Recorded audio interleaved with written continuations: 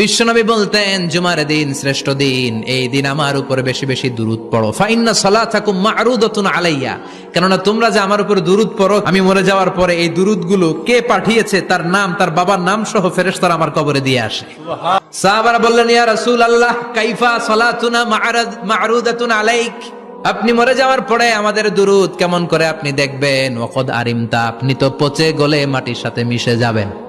বিশ্বনবী বলেন, ইন্নাল্লাহা হাররামা আলাল আরদি আন তাকুলা আজসাদাল আম্বিয়া, নবীদের লাশকে খেয়ে ফেলা, নবীদের লাশকে পচিয়ে ফেলা জমিনের সব মাটির জন্য আল্লাহ হারাম করে দিয়েছে।